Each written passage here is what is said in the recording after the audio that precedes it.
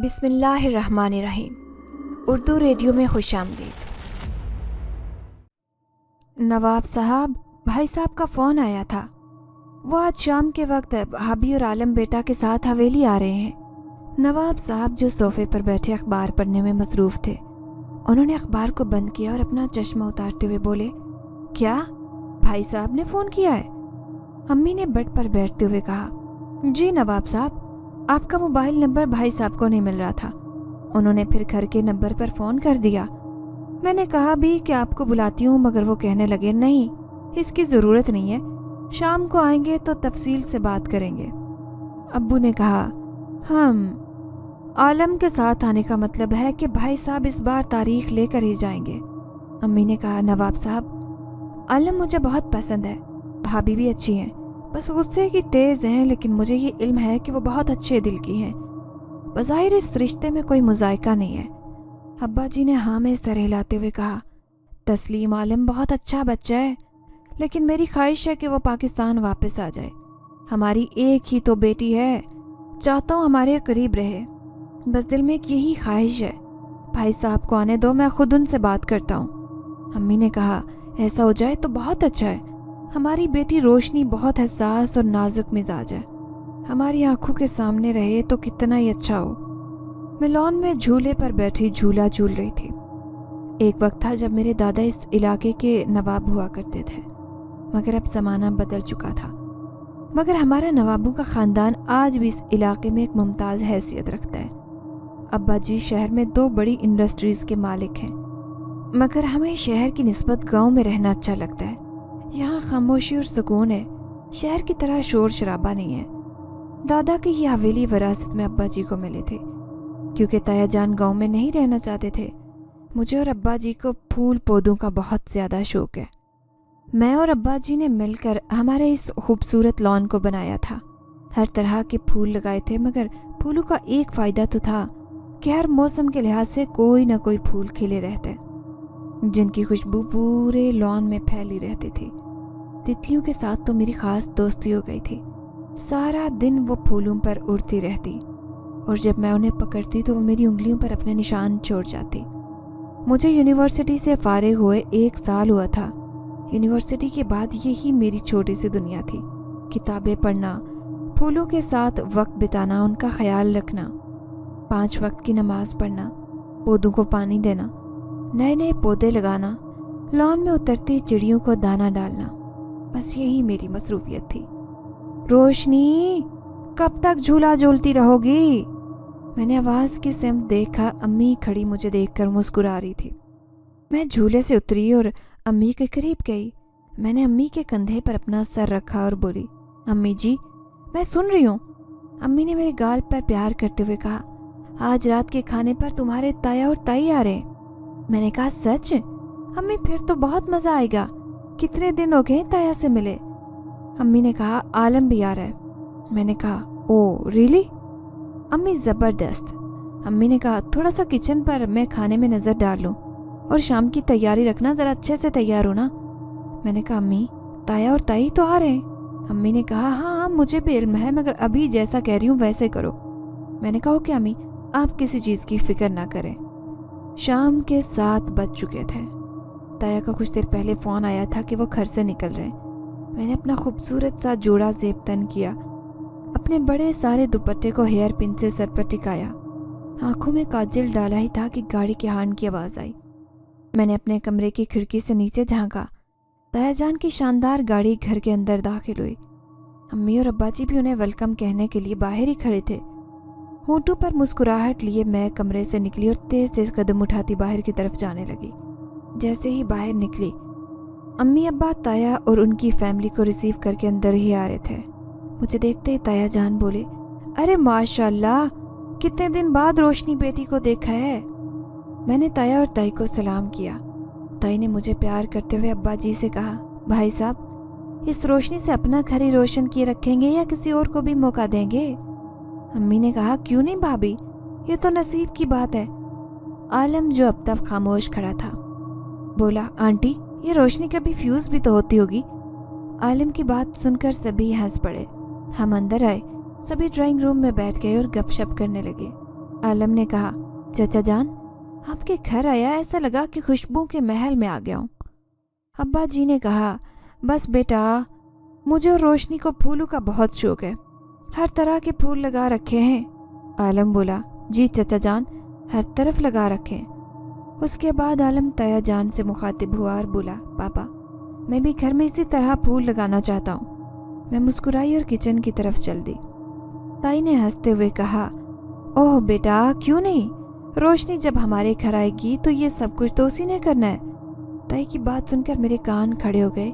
बहरहाल मैं रुके बगैर किचन में चली गई और डाइनिंग टेबल पर खाना लगाने में मुलाजमा की मदद करने लगी। इसी दौरान मैंने महसूस किया कि अब्बू और ताया जान आपस में खुसर पुसर कर रहे थे।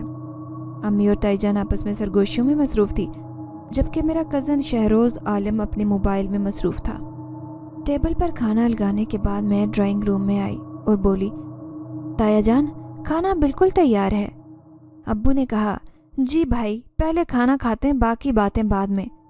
सब डाइनिंग टेबल की तरफ आने के लिए खड़े हो गए। ताया अब्बू बोले, मेरे भाई, मेरी तो बातें ही नहीं है, सिर्फ एक ही बात है। हमने खाना खाया। खाने के बाद गपशप के साथ चाय की महफिल सजी। आलम जो मेरे पास ही बैठा था, उसने मेरे कान में सरगोशी की, रोशनी लॉन में आ जाओ, मुझे तुमसे कुछ ज़रूरी बात करनी है। ये कहकर आलम उठा और बाहर चला गया। मैं भी चाय का कप लेकर लॉन में आ गई। आलम ने चाय का सिप लेते हुए कहा, रोशनी एक ज़रूरी बात करनी है। मैंने कहा, कैसी ज़रूरी बात? आलम बोला, मामा और पापा चाहते हैं कि हम दोनों कज़न के रिश्ते से तरक्की करके हम सफ़र के रिश्ते से मुंसलिक हो जाएं। मैंने चौंक कर आलम की तरफ देखा तो वो बोला, ऐसे ना देखो, क्योंकि मैंने भी हमेशा तुम्हें ऐसे ही देखना चाहा है। मैंने शर्म के मारे मुंह दूसरी तरफ फेर लिया। आलम बोला, मैं जानना चाहता हूँ तुम्हें इस रिश्ते पर कोई एतराज़ तो नहीं है? मेरे दिल के कोरे कागज़ पर किसी का नाम नहीं लिखा था। अचानक किसी का नाम दिल में उतरता महसूस हुआ। मुझे लगा कि जैसी मेरी धड़कनें उथल पुथल हो रही हों कि अचानक आलम ने मेरा हाथ पकड़ा और बोला, रोशनी तुम इतनी नर्वस क्यों हो रही हो? हम कज़न भी तो हैं, हमारा बचपन एक साथ खेलते गुजरा है। मैंने मुड़कर देखा तो आलम के चेहरे पर मोहब्बत भरी मुस्कुराहट थी, जो मेरे दिल को चीरती मेरी रूह में उतरती महसूस हुई। मैंने अपना हाथ छुड़ाया और अंदर जाने लगी कि मुझे तो याद ही नहीं था कि मैंने हाथ में चाय का कप पकड़ा हुआ है। अचानक चाय का कप मेरे हाथ से छूटकर नीचे गिरा और मैं घबराहट में 2 कदम पीछे हटी। आलम बोला, अरे चाय बहुत गर्म थी, तुम बच गई हो, मगर इतनी नर्वस थी कि मुझे कुछ समझ नहीं आ रहा था। मैं अंदर की तरफ भाग पड़ी। ड्राइंग रूम से अब तो कहकू की आवाज़ें आ रही थी। यकीनन सबका एक ही बात पर इत्तफाक हो चुका था। मैं अपने कमरे में आई, कमरे का दरवाज़ा बंद किया और दरवाजे के साथ टेक लगाकर खड़ी हो गई। कमरे की खामोशी में मेरे दिल की धड़कनें गूंजती सुनाई दे रही थी। मैं कमरे की खिड़की के पास आई। मैंने खिड़की से बाहर देखा, आलम चाय पीते हुए मेरे कमरे की खुली खिड़की की तरफ ही देख रहा था। मैंने शर्म से खिड़की बंद कर दी। अब तो मुझे भी यकीन हो गया था कि आलम इंतहाई खामोशी के साथ चंद लम्हों में ही मेरे दिल के नेहा खाने में अपना नाम लिख गया। रात के 11 बज चुके थे। मैं अपने कमरे की इजी चेयर पर आंखें बंद किए बैठी थी और मुसलसल आलम का चेहरा मेरी बंद आंखों के सामने घूम रहा था कि दरवाजे पर दस्तक हुई। मैंने चौंक कर आंखें खोली और मुंह ही मुंह में बड़बड़ाई, उफ़ अल्लाह, रोशनी होश कर। मैं दरवाजे की तरफ गई। मैंने दरवाज़ा खोला तो अम्मी अंदर आई और बोली, रोशनी कब से अंदर बैठी क्या कर रही हो? तुम्हारे ताया ताई वापस जा रहे हैं, आकर मिल लो उनसे। मैंने कहा, जी अम्मी। मैं अम्मी के साथ नीचे ड्राइंग रूम की तरफ चल पड़ी। ताया ताई और आलम वापस जाने के लिए तैयार खड़े थे। मुझे देखते ही ताई ने कहा, रोशनी बेटा तुम नहीं थी तो लग रहा था हम सब अंधेरे में बैठे हैं। फिर ताई ने पर्स से सोने की अंगूठी निकाली और मेरी उंगली में पहनाते हुए बोली, अल्लाह तुम्हें सारे जहान की खुशियाँ अता करे और तुम्हें कभी कोई गम छू कर न गुजरे। उसके बाद ताया ने इजाज़त चाही। हम उन्हें गेट तक छोड़ने के लिए आए। ताया के जाने के बाद हम वापस अंदर आए तो अब्बू अम्मी अपने कमरे में चले गए। मैं भी अपने कमरे में आ गई। बिस्तर पर बैठने लगी थी कि अम्मी अंदर आई। अम्मी ने मेरे हाथों को अपने हाथों में लेकर कहा, रोशनी तुम्हें इस रिश्ते पर एतराज़ तो नहीं है? मैंने शर्माते हुए नहीं मैं सर हिला दिया।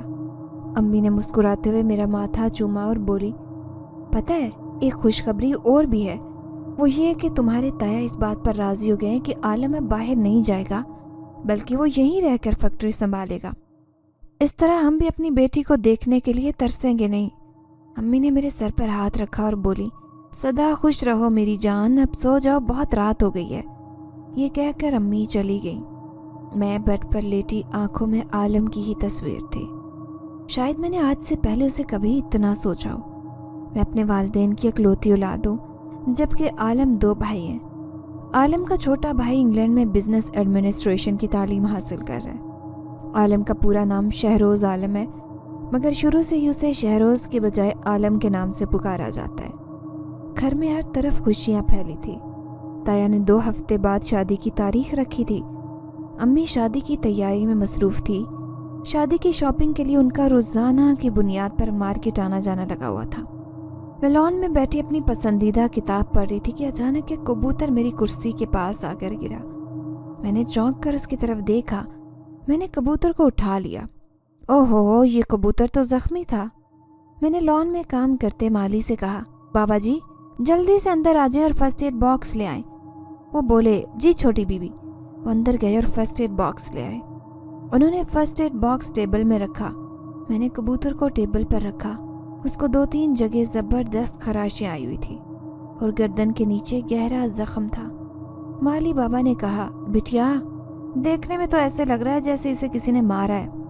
मैंने कबूतर के ज़ख्मों पर मरहम लगाया और उसके ज़ख्म पर पट्टी करने लगी। मैंने कहा, बाबा जी मगर कबूतर को कौन मारेगा? बाबा ने कहा, हो सकता है किसी बड़ी परिंदे के साथ लड़ाई कर लियो। मैंने ग्लास में पड़े पानी को हथेली पर डाला और कबूतर के मुंह में पानी टपकाया। कबूतर प्यासा था। मैंने और भी पानी उसके मुंह में डाला। वो पानी पीने लगा। फिर वो ऐसे लेट गया जैसे थक चुका हो। माली बाबा ने मुस्कुराते हुए कहा, बिटिया लगता है तुम्हारी इस पट्टी ने कबूतर को काफ़ी सुकून दिया है। मैंने चीज़ें समेटते हुए कहा, बाबा ये फर्स्ट एड बॉक्स अंदर रखा है। बाबा फर्स्ट एड बॉक्स लेकर अंदर चले गए। कबूतर कभी अपनी आंखें खोलता, कभी बंद कर लेता। या तो उसे दर्द हो रहा था या फिर अब उसे सुकून आ रहा था। तकरीबन आधे घंटे बाद कबूतर फड़फड़ाने लगा। मैंने उसे पकड़ने की कोशिश की मगर वो उड़ गया। बहुत बुरा हुआ। मैंने उसे पकड़ लिया था कि वो मेरे हाथों से निकल गया। काले स्याह ऊंचे कदो कामत वाले देव ने जमीन पर बैठते हुए कहा। हड्डियों से बने तख्त पर बैठे एक और देव कामत जिन ने जवाबन कहा, वो हाथों से निकल गया और तुम कितने आराम से बैठ गए हो। ये सुनते ही देव शर्मिंदगी से दोबारा खड़ा हो गया। तख्त पर बैठे जिन ने कहा, देखो मोती देव, मुझे हर हाल में शहनशाह जिन्नात का वारिस चाहिए, क्योंकि वो कोह काफ से निकलने वाले जादुई चश्मे पर हमारा भी उतना ही हक है जितना कोह काफ के बासियों का है।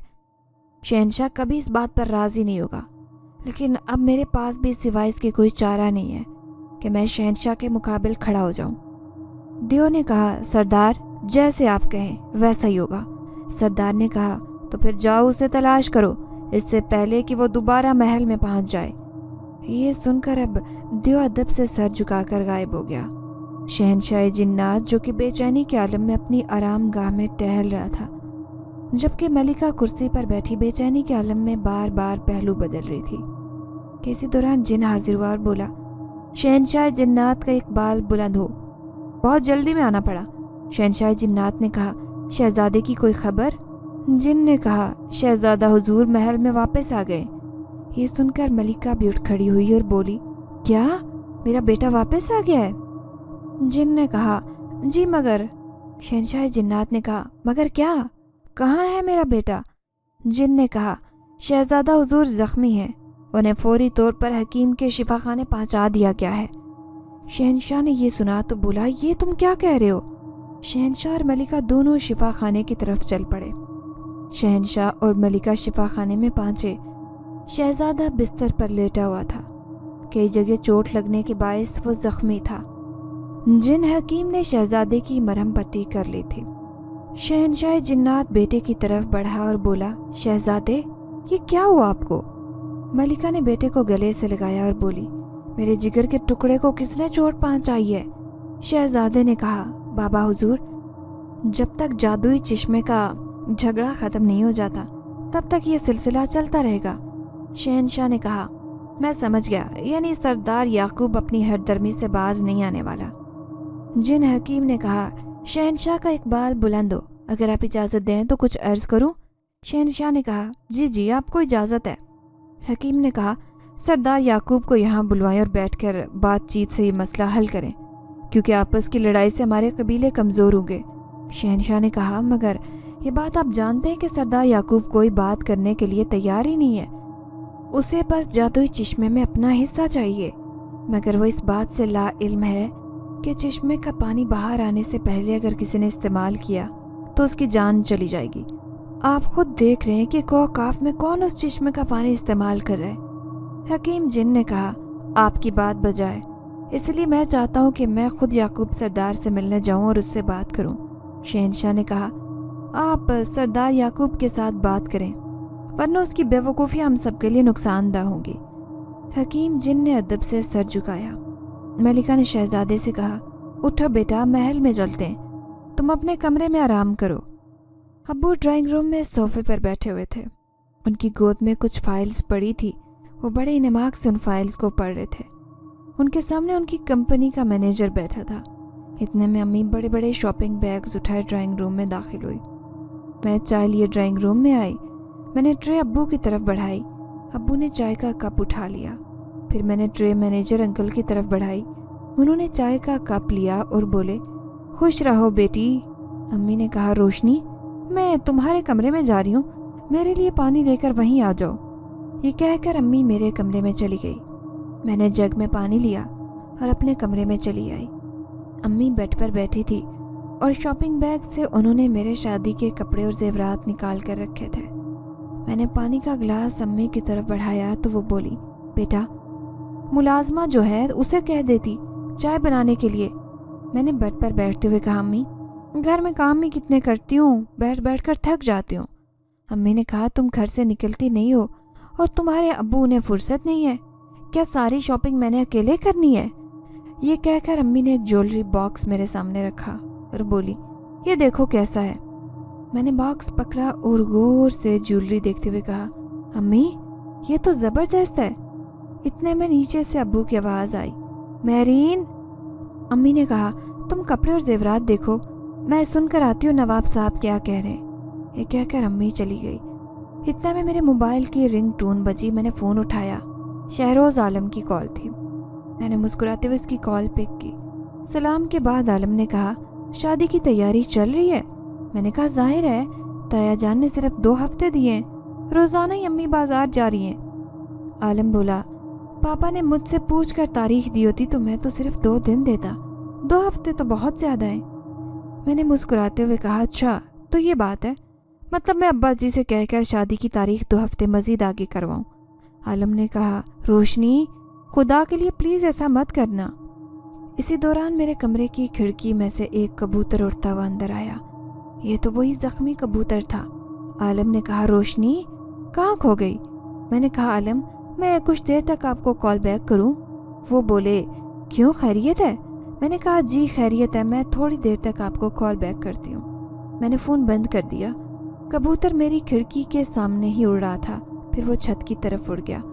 मैं कमरे से बाहर निकली। इतने में अम्मी कमरे के अंदर आई और बोली, रोशनी कहाँ जा रही हो? मैंने कहा, अम्मी आप बैठे, मैं बस अभी आई। मैं कमरे से निकली और छत की तरफ जाने लगी। मैं छत पर पहुंची तो वही कबूतर छत की मुंडेर पर बैठा था। मैं उसके करीब गई, लेकिन जैसे ही मैंने उसे पकड़ना चाहा वो उड़ गया। सफ़ेद रंग का खूबसूरत कबूतर था।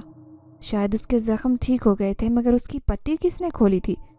मैं वापस आने के लिए एक कदम मुड़ी ही थी कि वो कबूतर न जाने कहाँ से आया, मेरे सामने उड़ने लगा और चला गया। आखिर क्या बात थी कि कबूतर मेरे सामने आ तो रहा था, मगर दूसरे ही लम्हे वापस चला जाता। कुछ तो था जो मैं समझ नहीं पा रही थी।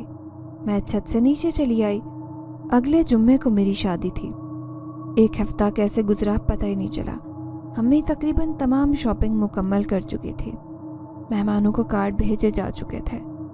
अब्बू मेरी शादी बहुत धूमधाम से करना चाहते थे। इसी वजह से उपटन से 2 दिन पहले अब्बू ने पूरी हवेली में लाइटिंग करवाई थी। हवेली को बहुत खूबसूरती से सजाया गया था। बिल आखिर वो दिन भी आ पहुंचा। आज उपटन का फंक्शन था। गांव के तकरीबन तमाम लोगों को अब्बू ने दावत दे रखी थी। खूब रौनक लगी हुई थी। ताया जान तालीम याफ्ता और बहुत नफीस इंसान थे। आलम उन्हीं का तो बेटा था, इसलिए 10 साल यूरोप में गुजारने के बाद भी उस पर यूरोप का रंग नहीं चढ़ा था। बल्कि वो कहता था कि यूरोप में रहने की वजह से उसके अंदर अपने मुल्क और दीन के लिए मोहब्बत बढ़ी है।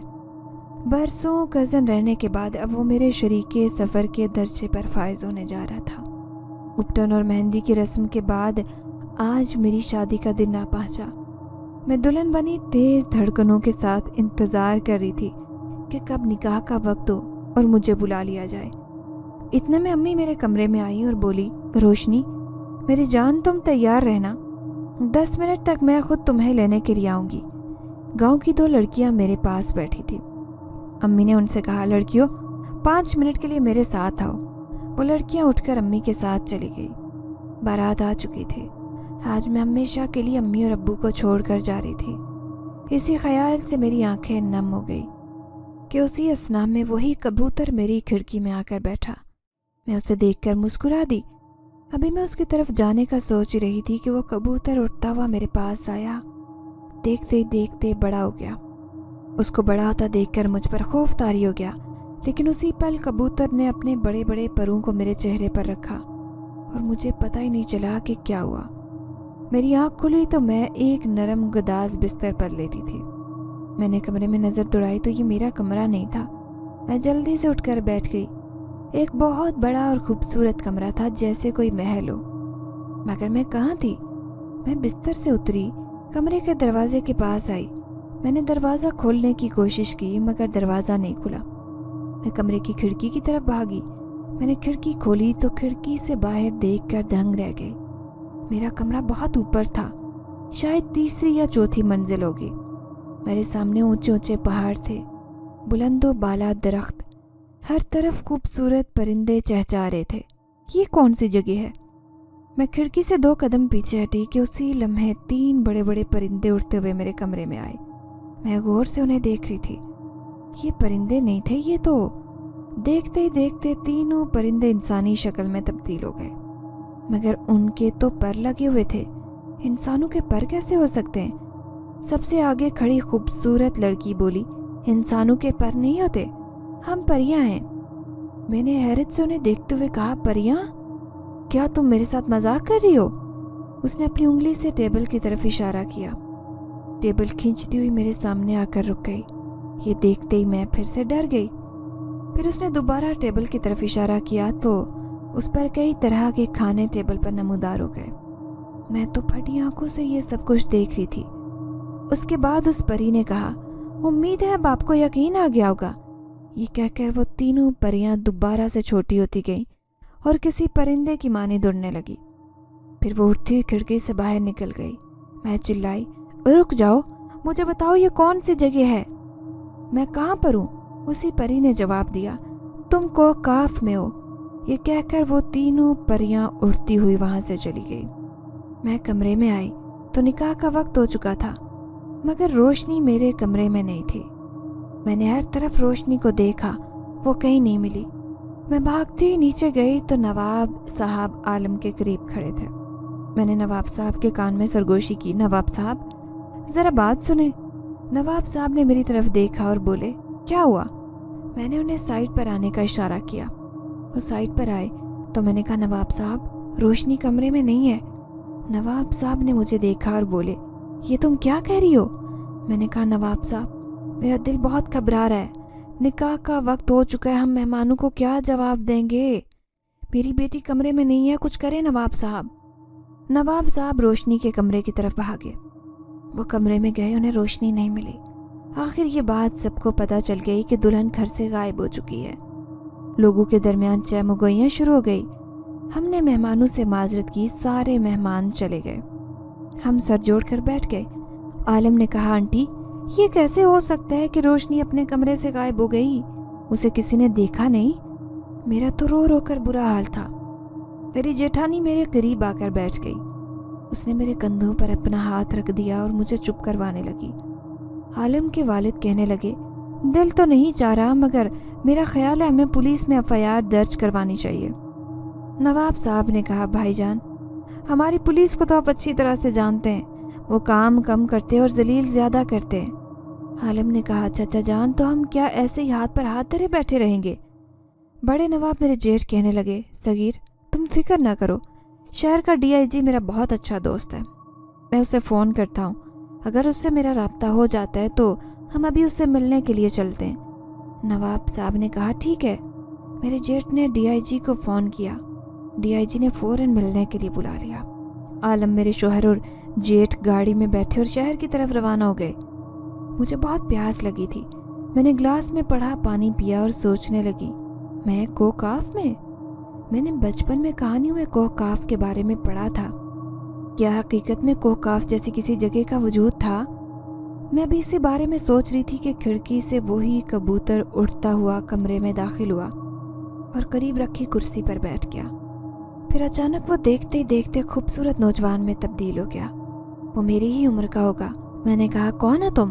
वो बोला, मैं कोकाफ का शहजादा हूँ, शहनशाह जिन्नात का बेटा फिरोज। मैं 2 कदम पीछे हटी और लरजते होंठों के साथ बोली, मैं यहाँ कैसे आई हूँ? वो कुर्सी से चंद कदम उठा, मेरी जानिब आया और बोला, डरो नहीं। मैं मुतवत्तर पीछे हटते हुए कहने लगी, जिनजादा, मैं जिन्नात की दुनिया में, तुम मुझे यहाँ क्यों लाए हो? मैं पीछे हटते बेड पर गिरी तो वो उठकर मेरी तरफ आया और बोला, मैं नहीं चाहता था कि तुम्हारी शादी हो। मैंने डरते डरते पूछा, वो क्यों? वो मेरे करीब आ रुका और बोला, जिस दिन से तुम्हें देखा है तुम्हारे बारे में सोचता हूँ। बहुत सोचा, लेकिन इस नतीजे पर पहुंचा कि तुमसे मोहब्बत हो गई है। चाहो तो हमेशा के लिए कबूतर बन जाता हूँ, मुझे कैद कर लो। मैं आंखें फाड़े उसे देख रही थी। मैंने कहा, मुझे घर जाना है। वो बोला, लेकिन मैं मोहब्बत के हाथों मजबूर हूँ, तुम्हें यहीं रहना पड़ेगा। ये कहकर वो जिनजादा दरवाजे की तरफ चल पड़ा। उसने दरवाज़ा खोला और मेरी तरफ मुड़ा और बोला, तुम दुल्हन बनकर मेरी सोच से भी ज़्यादा खूबसूरत लग रही हो। ये कहकर वो चला गया। मेरा दिमाग फट रहा था कि मैं जिन्नात की दुनिया में आ गई हूँ। यहाँ से घर कैसे जाऊँगी? इस दुनिया में मेरी दुनिया से जाने का कोई तो रास्ता होगा। मुझे यहाँ आए न जाने कितना वक्त गुजर गया। मेरी शादी हो रही थी, घर वाले परेशान होंगे। आलम का क्या हाल होगा? मुझे घर जाना चाहिए, मैं यहाँ नहीं रहूँगी। पहली बार मुझे लग रहा था जैसे मेरा ब्लड प्रेशर हाई हो गया। मैं उठी, दरवाजे की तरफ बढ़ी, उसे खोलने की कोशिश की तो दरवाज़ा फ़ौरन खुल गया। जिनजादे ने दरवाज़ा खुला छोड़ा था। मैं बाहर भागी थी। ये कोई महल लग रहा था। बाहर कोई नहीं था। राहदारियों से निकलती बाहर की तरफ भागी जा रही थी। रास्ता मालूम नहीं था। नहीं पता था कि किधर जाना है, मगर मुझे रास्ता तलाश करना था। मैं यहाँ नहीं बैठ सकती थी। अचानक एक जिनजादी मेरे सामने आई। उसने मेरा हाथ पकड़ा और बोली, रुक जाओ, यहाँ से बाहर जाने की इजाज़त नहीं है। मैंने कहा, छोड़ो मेरा हाथ। मैंने उसे धक्का दिया। शायद वो इसके लिए तैयार नहीं थी। पीछे गिरी और अब मैं अपना लहंगा उठाए राहदारियों से गुजर रही थी। सीढ़ियों से उतरी तो नीचे आ गई। बिलाकर मुझे बाहर का रास्ता मिला। शायद ये मेन दरवाज़ा नहीं था, छोटा दरवाज़ा था। पीछे से आवाज़ आई, रुक जाओ रोशनी, तुम बाहर नहीं जा सकती। मैंने मुड़कर देखा, एक जिनजादी खड़ी गुस्से से कह रही थी। दरवाज़ा खुला हुआ था। मैं बाहर भागी, जबकि 3 जिनजादियाँ पीछे से चिल्लाई, रोशनी रुक जाओ। लेकिन मैं रुकने के लिए तैयार नहीं थी। वही 3 जिनजादियाँ सामने आई। उन्होंने मुझे पकड़ लिया। मैं चिल्लाने लगी, छोड़ो मुझे, मैं यहाँ नहीं रहूँगी, मैंने घर जाना है, छोड़ो मुझे। इतने में फिरोज जिनजादा नमूदार हुआ और बोला, रोशनी कहाँ जा रही हो? मैं चिल्लाई कि मैं यहाँ नहीं रहूँगी जिन्नों के दरमियान, समझ गई तुम? मुझे घर जाना है। लेकिन जिनजादे ने अपना हाथ मेरी तरफ बढ़ाया और आंखों पर रख दिया। मुझे नींद आने लगी। मैं बोली, मुझे घर जाना है, मगर मैं सो गई। कुछ होश नहीं रहा। आलम लान में उदास बैठा था। मैं ड्राइंग रूम के बड़े शीशे वाली खिड़कियों से उसे देख रही थी। आज रोशनी को घर से गायब हुए पूरा एक दिन गुजर गया था। थाने में भी एफआईआर हो गई, मगर डीआईजी अपनी निगरानी में हमारी बेटी की गुमशुदगी की तफ्तीश कर रहा था। मेरे आंसू एक पल को थमने को तैयार नहीं थे। मेरी एक ही बेटी है, लेकिन आलम की उदासी दिल पर आरे चला रही थी। आलम ने कभी अंदाज़ा ही नहीं उन्हें दिया कि वो रोशनी को इतना पसंद करता है। अचानक किसी ने मेरे कंधे पर हाथ रखा। मैंने देखा तो नवाब साहब थे। मेरे गिरते आंसू पूंछते हुए बोले, महरीन सब्र और दुआ करो कि हमारी बेटी जल्द मिले। मैंने कहा, आलिम को समझाए, मुझसे इसकी हालत देखी नहीं जा रही। नवाब साहब बोले, मैं करता हूँ उससे बात। ये कहकर वो आलिम के पास गए। उसके साथ वाली चेयर पर बैठते हुए बोले, आलिम बेटा खुद को संभालो। इसी दौरान आलिम ने आंसू को पलकों में रोकने की कोशिश की, मगर उसकी आंखों से 2 कतरे गिर गए। नवाब साहब ने कहा, हैरत है बेटा तुम्हारी आंखों में आंसू। आलिम खुद को रोक नहीं सका। وہ نواب صاحب کے گلے لگا اور بولا، چچا جان، نہ جانے روشنی کہاں چلی گئی، میں اس کے بغیر نہیں رہ سکتا۔ نہ جانے محبت کی آگ کب سے اس کے اندر جل رہی تھی اور اس نے کسی کو خبر ہی نہیں ہونے دی۔ مجھے آج اپنی بیٹی کی قسمت پر رشک آ رہا تھا کہ ہماری بیٹی نے شریک حیات چننے میں غلطی نہیں کی۔ شہنشاہ جنات محل میں 2 جنات کے ساتھ تیز چلتا دربار کی طرف جا رہا تھا۔ اتنے میں اس کا خاص مشیر آیا۔ اسے دیکھتے ہی شہنشاہ جنات رکا تو اس نے ادب سے سر جھکا کر شہنشاہ کو سلام کیا۔ شہنشاہ نے کہا، مشیر خاص، سمجھ نہیں آ رہی کہ محل میں کیا ہو رہا ہے۔ مشیر خاص نے کہا، شہنشاہ کا اقبال بلند ہو، دراصل شہزادے ابھی کم عمر ہے۔ شہنشاہ تیز قدم اٹھاتا دربار کی طرف چل پڑا اور بولا، کوئی کم عمر نہیں، فوراً سب کو دربار میں بھیجیں۔ جن مشیر خاص نے گہرا سانس لیا اور دوسری طرف چل پڑا۔ شہنشاہ کا دربار لگا تھا۔ شہزادہ فیروز شہنشاہ کے سامنے تھا۔ شہنشاہ نے کہا، فیروز، تم کیا کرتے پھر رہے ہو؟ ابھی جادوئی چشمے کا مسئلہ حل نہیں ہوا اور تم ایک اور مصیبت لے آئے۔ شہزادہ فیروز بولا، شہنشاہ حضور، روشنی مصیبت نہیں، میری محبت ہے۔ شہنشاہ گرجا، فیروز، وہ انسان زادی ہے، انسانوں کی دنیا سے آئی ہے، تم کچھ بھی کر لو اس دنیا کا حصہ وہ نہیں بن سکے گی۔ فیروز بولا، آپ اسے قبول کر لیں، اس دنیا کا حصہ بھی بن جائے گی۔ شہنشاہ نے کہا، کیا تم اسے مجھے پوچھ کر لائے ہو یہاں؟ شہزادہ بولا، شہنشاہ جنات، محبت بھی تو مجھ سے پوچھ کر نہیں ہوئی، دل کے ہاتھوں مجبور تھا۔ شہنشاہ بولا، فیروز، اس تخت پر کل تم نے بیٹھنا ہے، کیا یوں ہی ہمیشہ دل سے فیصلے کرو گے؟ فیروز جن زادہ بولا، ہمیشہ کا تو نہیں معلوم شہنشاہ کوکاف، مگر یہ فیصلہ کرنے کے لیے میں نے بہت سوچا، میں اسی جگہ پر آ کر رک گیا ہوں، آپ مجھے آگے بڑھنے دیں۔ یہ کہہ کر شہزادے فیروز نے ادب سے سر جھکایا اور واپسی کے لیے مڑا۔ شہنشاہ نے کہا، شہزادے فیروز، میں بھی یہی کہہ رہا ہوں کہ آگے بڑھو۔ شہزادے نے کہا، بابا حضور، میں روشنی کے ساتھ ہی آگے بڑھنا چاہتا ہوں، مجھے اجازت دیں۔ یہ کہہ کر شہزادے فیروز نے ادب سے سر جھکایا اور باہر نکل گیا۔ شہنشاہ نے مشیر سے کہا، مشیر خاص، میں اس لڑکی سے ملنا چاہتا ہوں۔ مشیر خاص نے ادب سے جواب دیا، شہنشاہ کا اقبال بلند ہو، میں ابھی انتظام کرواتا ہوں۔ یہ کہہ کر مشیر خاص دربار سے نکل آیا۔ میری آنکھ اسی کمرے میں بستر پر لیٹے ہوئے کھلی تھی۔ میرے بیڈ کے دونوں اطراف وہی پریاں تھیں جو میرے لیے کھانا رکھ گئی تھی۔ میں فوراً اٹھ کر بیٹھنے لگی، مگر مجھے زور سے چکر آیا۔ آہ کہتے ہوئے میں نے اپنے سر پر ہاتھ رکھا۔ ایک پری نے کہا، اٹھنے کی کوشش نہ کریں، آپ کی طبیعت ٹھیک نہیں ہے۔ میں نے کہا کہ مجھے نصیحت کی ضرورت نہیں ہے۔ میں بیڈ سے اترتے ہوئے بولی، میں یہاں نہیں رہوں گی، مجھے گھر جانا ہے۔ میں دروازے کی طرف چل پڑی۔ ایک پری نے کہا، رک جائیں، یہ دروازہ نہیں کھلے گا۔ میرا سر بھاری ہو رہا تھا، میں نے لڑکھڑاتے قدموں سے کہا، میں کھولوں گی، کیسے نہیں کھلے گا؟ میں دروازے کے پاس پہنچی، دروازہ کھولنے کی کوشش کی مگر بند تھا۔ میں زور سے دروازہ پیٹنے اور چلانے لگی، دروازہ کھولو، دروازہ کھولو۔ میں مسلسل دروازہ پیٹ رہی تھی کہ اچانک دروازہ کھلا اور 2 جن کمرے کے اندر آئے۔ ایک خاموشی سے سر جھکائے ہاتھ باندھے کھڑا ہو گیا، جبکہ دوسرا جن بہت جاؤ حشمت رکھنے والا روبدار شخصیت کا مالک تھا۔ سر پر تاج بتا رہا تھا کہ وہ عام نہیں تھا۔ وہ دونوں ہاتھ کمر کے پیچھے باندھے کھڑا ہو گیا اور بولا، میں شہنشاہ جنات ہوں لڑکی، شہزادہ فیروز میرا بیٹا ہے، کوکاف کا وارث۔ میں نے انگلی سے سب کی طرف اشارہ کرتے ہوئے کہا، آپ سب جن ہیں، میں انسان ہوں، میں آپ کے جن بیٹے سے شادی نہیں کروں گی، سنا آپ نے؟ میں یہاں سے جا رہی ہوں، میں جنات میں نہیں رہنے والی۔ یہ کہہ کر میں باہر جانے کے لیے بڑھی کہ اسی اثنا میں شہزادہ فیروز آیا، اس نے میرا ہاتھ پکڑا۔ شہنشاہ نے یہ دیکھا تو نہایت برہم انداز میں بولا، شہزادے یہ ٹھیک نہیں ہے۔ میں ہاتھ چھڑانے لگی۔ شہزادہ فیروز بولا، بابا حضور آپ جائیں، میں خود سنبھالوں گا۔ شہنشاہ نے غصے سے اسے دیکھا اور چلا گیا۔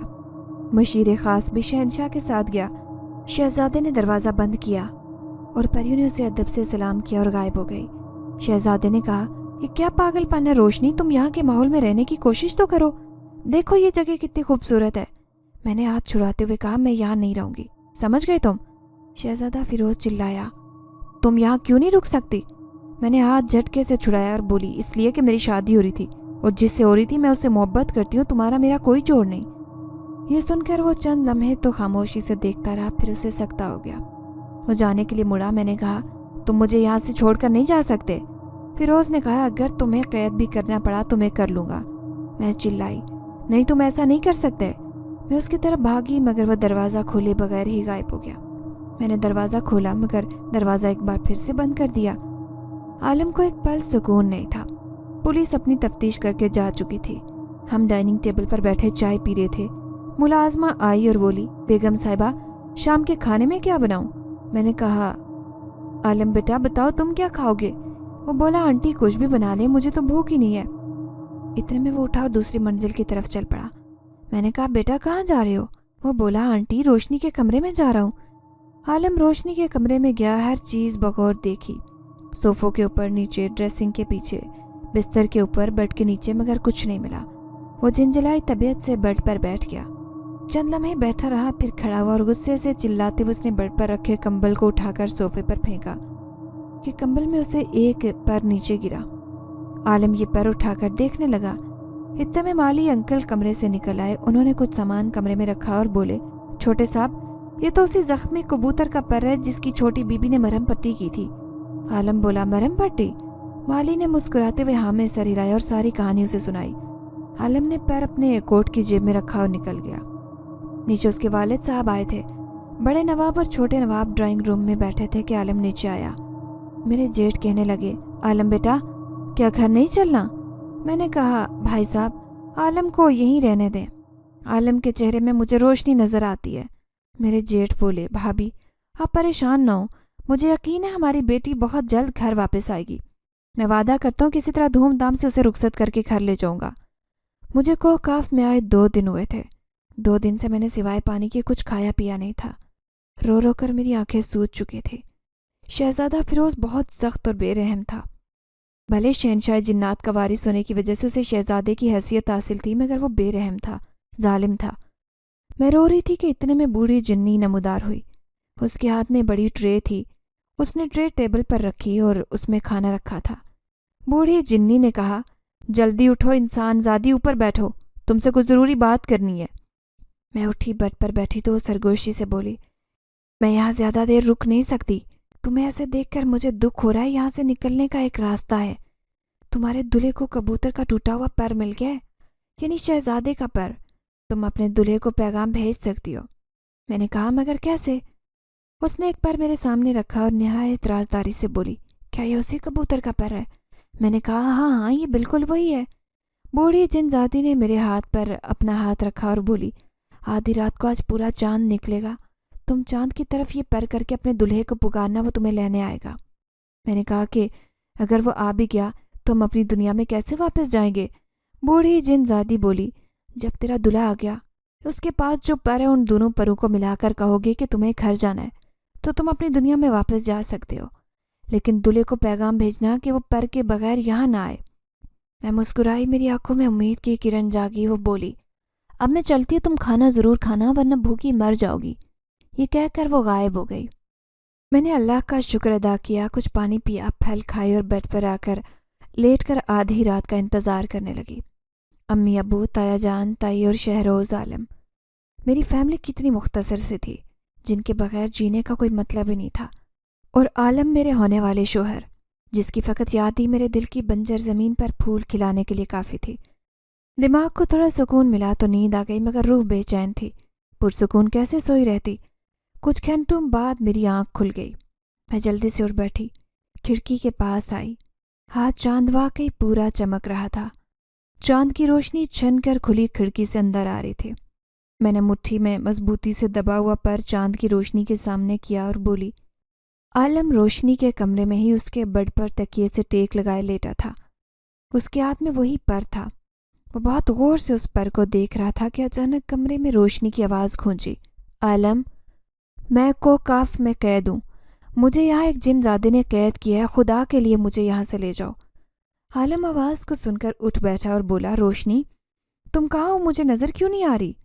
عالم کی آواز گونجی تم مجھے دیکھ نہیں سکتے، مجھے لینے آ جاؤ، بس تمہارے ہاتھ میں جو پر ہے اسے لے آنا، تبھی ہم اپنی دنیا میں جا سکیں گے۔ اس کے بعد روشنی کی آواز آنا بند ہو گئی۔ عالم نے پکارا روشنی روشنی، مگر روشنی کی آواز نہیں آئی۔ عالم نے اس پر کی طرف دیکھا اور بولا مجھے روشنی کے پاس کو کاف جانا ہے۔ میں اپنے کمرے میں بے چینی کے عالم میں عالم کا انتظار کر رہی تھی۔ نہ جانے یہ سب کچھ سچ تھا یا نہیں، مگر اس کا پتہ چل جائے گا۔ یہاں تو کوئی گھڑی بھی نہیں تھی، نہ جانے جنات کو وقت کا کیسے پتہ چلتا تھا۔ اچانک عالم میرے سامنے کھڑا تھا، میں حیرت سے اسے دیکھ رہی تھی۔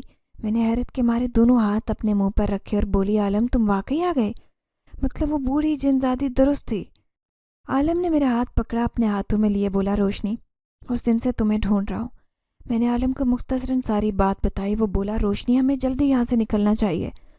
ہم دونوں نے دونوں پر چاند کے سامنے کیے اور بولے ہمیں اپنی دنیا میں واپس جانا ہے۔ چند لمحے گزر گئے مگر کچھ نہیں ہوا۔ ہم نے یک زبان ہو کر دوبارہ یہی پکارا مگر چند لمحے گزر گئے اور کچھ نہیں ہوا۔ میں نے کہا کہ عالم یہ کام نہیں کر رہا۔ اسی لمحے شہزادہ فیروز نمودار ہوا اور بولا یہ کام نہیں کرے گا۔ ہم نے چونک کر اس کی طرف دیکھا۔ عالم نے مجھے اپنے پیچھے کیا اور میرے سامنے کھڑا ہو گیا۔ شہزادہ بولا روشنی کو کاف میں ہماری مرضی کے بغیر پتا بھی نہیں ہل سکتا۔ تم نے کہا تھا کہ تمہیں اس سے محبت ہے، اسی لیے میں نے ہی اسے یہاں بلا لیا۔